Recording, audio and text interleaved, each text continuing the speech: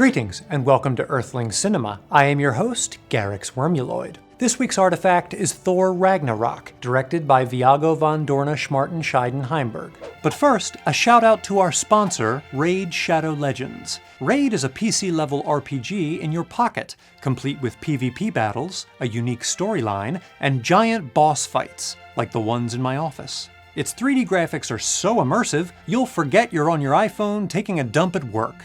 Bored with your life? Start a new one by picking a champion from their extensive library. My personal favorite champion is Alec, because he's got a bomb haircut and drinks the blood of his enemies. It's the perfect time to join. By clicking the link in the description, you'll get 50,000 pieces of silver and a free epic champion as part of the new player program. You also get another app on your phone for free!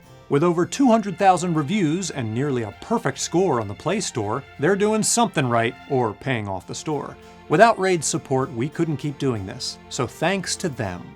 The film takes place in the Viking part of the Marvel Cinematic Universe. Our protagonist is bodybuilder Thor Odinson, whose workout regimen includes fighting God of War bosses. He heads home only to discover his brother Loki has misplaced their terminally ill dad, so they enlist some fan service and track Thor Sr. to the place they should have checked first, a random field in Norway. With 0 Fs left to give, he tells them they've got a goth sister named Hela, who used to be VP of Hostile Takeovers. He heads to that big party in the sky, known as the Moon, just as Hela arrives to destroy Thor's merch. They take their fight to the streets, with Thor and Loki opting to fall into the void. Using a Bic lighter, she resurrects her big army and even bigger horse, which isn't a skeleton like the rest of the zombie things, but who cares? Thor wakes up on the Hunger Games planet, where he's sold into slavery by a lady named Val Kilmer, and after a quick pep talk from the Grand Wizard, Thor prepares for the big debate. Luckily, his first opponent is his old pal Shrek, and they hit it off, again and again and again.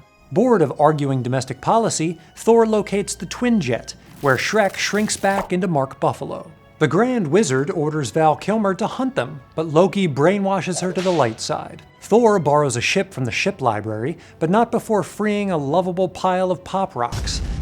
Oh! They interrupt a game of hide-and-seek on Asgard, and an all-out Smash Brothers brawl ensues. Man versus man, ogre versus horse, Oscar winner versus star of Men in Black International. Hela gives Thor some unlicensed LASIK, and transports him to the ancestral plane, where his dad's chilling business class. He reminds Thor of the film's title. Are you Thor? So Loki packs a bowl, unleashing Skeletor. With the nightmare finally over, Thor flies what's left of his people right into Thanos' clutches. You freaking idiot. Thor Ragnarok is about migration and displacement, otherwise known as vacationing by force. Most literally, Thor finds himself a stranger in a new land before time after a coup d'etat forces him out of Asgard and into cinematic history. Thor Sr. has been exiled to Earth, and by the end, the Asgardians are refugees seeking a new home, and if they're lucky, another Thor solo film. This Asgardian diaspora and their plan to peacefully settle on Earth stands in contrast with Hela, who settles new lands through brutal BDSM. Fittingly, during the opening boss fight, a Led Zeppelin song plays referencing Norse mythology and Clash of Clans, but later it reprises as the Asgardians try to escape and Thor battles Hela's spooky mummies. In this context, the song's title, The Immigrant Song, points to the larger issue of how geopolitical conflict, or even a sibling rivalry, can drive the movements of people, along with where I sit at Splord's Giving. As it turns out, the family feud functions to examine the role history plays in the collective consciousness of a nation.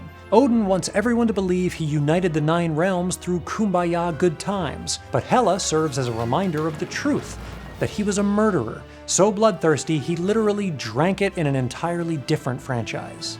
The film suggests that nations are built around founding myths, legends, and other celebrated lies. A subtle nod to this idea occurs when Loki, disguised as Thor Sr., puts on a school play to dishonestly enshrine himself as a hero of Asgard, when it's actually James Bond. Much like Odin's lie of a peaceful founding, the Grand Wizard runs a slave state while refusing to brand it as such. The slaves have armed themselves.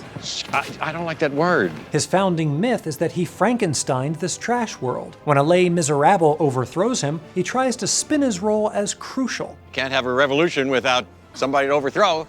Hela is unable to claim legitimacy over the Asgardian people because Thor Sr. had buried her legacy. It's come to my attention that you don't know who I am. While Thor is welcomed because he's so damn cute.